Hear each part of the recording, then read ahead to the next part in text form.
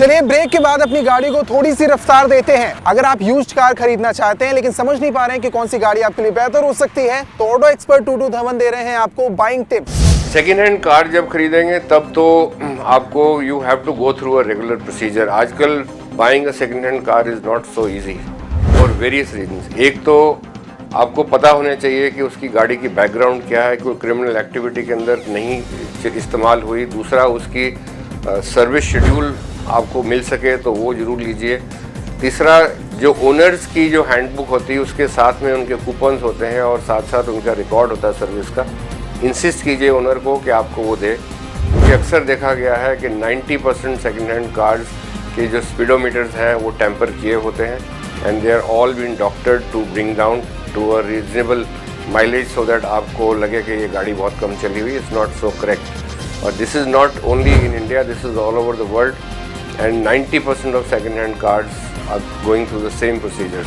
तो ये आप ज़रूर कोशिश कीजिए कि ऑथेंटिसिटी आपको मिल जाए कि आपकी गाड़ी जेन्युइनली उतनी माइलेज चली हुई जितनी कि आपके मीटर के ऊपर शो कर रही है। अक्सर देखा गया है कि जो मॉडर्न टेक्नोलॉजी की गाड़ियाँ हैं ये 1.5-2 लाख किलोमीटर कोई बिल्कुल प्रॉब्लम नहीं होती, बट जेन्युइन चली हो तो जो आपका मीटर फज किया हुआ है तो then you can land up in big problems after you have bought the car. ऐसा हो चुका है और होता है बहुत बारी।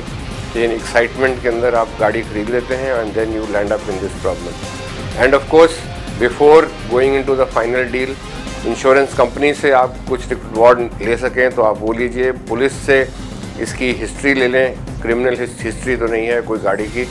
And then of course the originality of the ownership, that is very very important, क्योंकि आजकल कई गाड़ियाँ हैं जो हाइपोथिकेट होती हैं फाइनेंसर्स को एंड हेरा फेरी करके आरटीओ से मिल के वो हाइपोथिकेशन रजिस्ट्रेशन पेपर से वो हटवा लेते हैं, but actually on record of the financer वो हाइपोथिकेशन ख़त्म नहीं हुई होती एंड फाइनली वन डे 2-3 महीने के बाद वो आपको क्लेम करने के लिए आ जाएंगे और गाड़ी आपकी उठा के ले जाएंगे। तो these are the few things you must check before you buy a second hand car. और अब बाकी यूज्ड कार खरीदना चाहते हैं तो टूटू धवन के टिप्स आपके काम आ सकते हैं। चलिए अब देते हैं आपके सवालों के जवाब। पहला सवाल हमें भेजा है रवि ने दिल्ली से। 125 सीसी सेगमेंट में एक गाड़ी खरीदना चाहते हैं, 45,000 इनका बजट है, कौन सी गाड़ी बेहतर होगी ये जानना चाहते हैं। रवि, अगर 125 सीसी में आप जाना चाहते हैं तो होंडा, यामाहा या फिर बजाज की कोई भी गाड़ी आप चुन सकते हैं। बजाज की प्लेटिना आपके बजट के लिए मुफीद हो सकती है।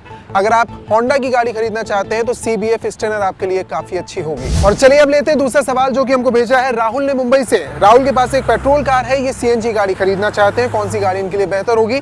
राहुल, अगर आप CNG कार खरीदना चाहते हैं तो मारुति की कोई भी गाड़ी चुन सकते हैं, वैगन आर हो, ऑल्टो हो, SX4 हो या फिर इको, ये सारी गाड़ियां CNG मॉडल में मौजूद है और काफी अच्छी परफॉर्मेंस दे रही हैं। और अब लेते हैं इस सेगमेंट का आखिरी सवाल जो कि हमें भेजा है रौनक ने दिल्ली से। रौनक जानना चाहते हैं बजाज पल्सर 220 और हीरो होंडा करिश्मा ZMR में कौन सी गाड़ी बेहतर है।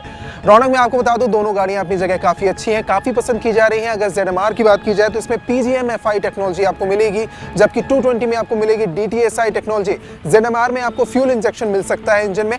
खास बात यह है कि ZMR की कीमत थोड़ी ज्यादा है, वो 1 लाख रुपए के करीब है और 220 आपको 82,000 रुपए के आसपास पड़ेगी। तो आपकी अगर पॉकेट अलाउ करती है तो आप करिश्मा ZMR चुन सकते हैं।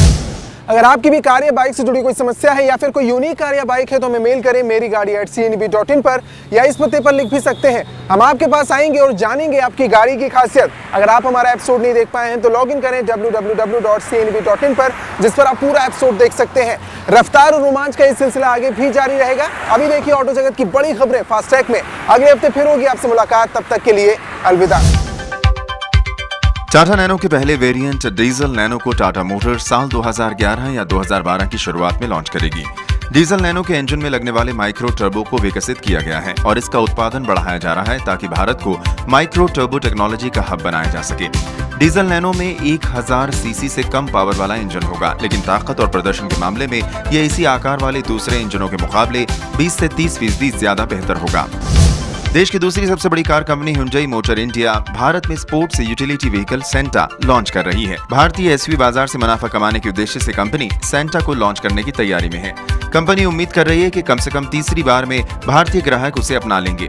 हुंडई अक्टूबर से शुरू हो रहे फेस्टिव सीजन में मॉडल लॉन्च करेगी और इसकी कीमत 22 से 24 लाख रुपए के आसपास हो सकती है।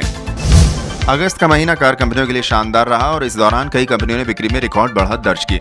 अगस्त 2010 में मारुति सुजुकी की बिक्री 23.56% बढ़कर 1,04,791 कारों की रही, जो किसी एक महीने में उसकी सबसे अधिक बिक्री है। Hyundai मोटर इंडिया ने बीते महीने में घरेलू बाजार में बिक्री में 17.21% की बढ़त हासिल करते हुए 28,601 कारें बेची।